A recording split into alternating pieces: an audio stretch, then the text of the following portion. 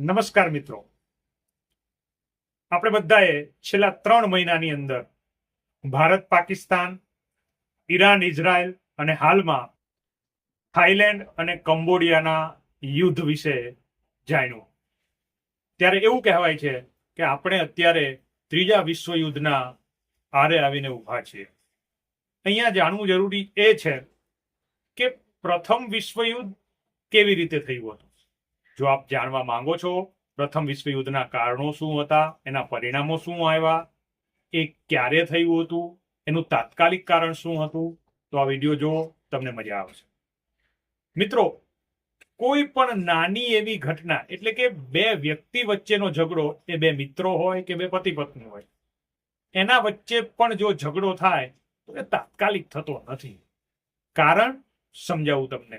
જ્યારે પણ તમારા મિત્ર જોડે કે તમારા કોઈ પણ અંગત સભ્યો જોડે તમારો ઝઘડો થાય ત્યારે પહેલો શબ્દ તમારો એ હશે કે તે દિવસે તું આમ કરતો તો, કરતી હતી, તે દિવસે હું ગમ ખાઈ ગયો, પરંતુ તું વારંવાર આવું કરે છે એટલે આજ મારો તારી સાથે ઝઘડો થયો.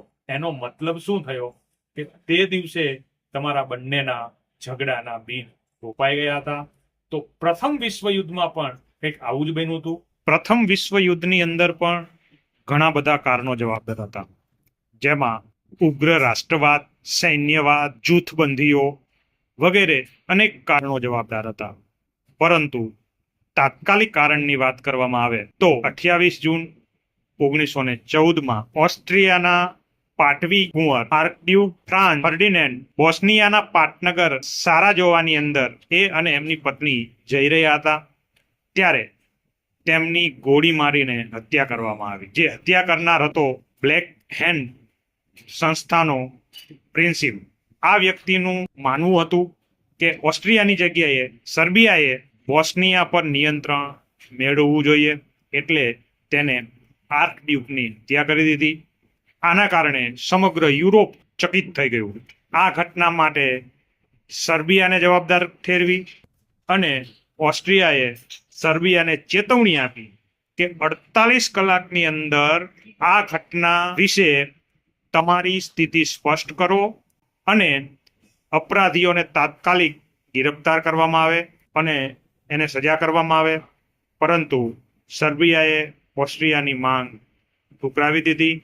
પરિણામે 28 જુલાઈ એટલે કે આજના દિવસે 1914માં ઓસ્ટ્રિયાએ સર્બિયા વિરુદ્ધ આક્રમણની ઘોષણા કરી અને જોતજોતામાં વિશ્વના અન્ય રાષ્ટ્રો પણ બે જૂથની અંદર વહેંચાઈ ગયા, જેમાંથી એક જૂથમાં હતા મિત્ર દેશો, જેમાં ફ્રાન્સ, રશિયા, ઇંગ્લેન્ડ અને પાછળથી અમેરિકા પણ જોડાયું. જ્યારે સામા પક્ષે ધરી રાષ્ટ્રોની અંદર જર્મની, ઓસ્ટ્રિયા, હંગેરી, ઓટોમન સામ્રાજ્ય અને બલ્ગેરિયા આદિ દેશો આની અંદર જોડાયા હતા.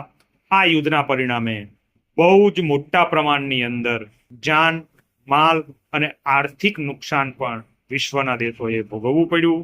આ યુદ્ધ બાદ વર્સેલ્સ મુકામે સંધિ કરવામાં આવી, જેમાં પરાજિત રાષ્ટ્રો ઉપર મોટા પ્રમાણમાં દંડ કરવામાં આવ્યો અને એમાં જર્મની ઉપર મોટા પ્રમાણમાં આર્થિક અને તેના પ્રદેશો પણ પડાવી લેવામાં આવ્યા.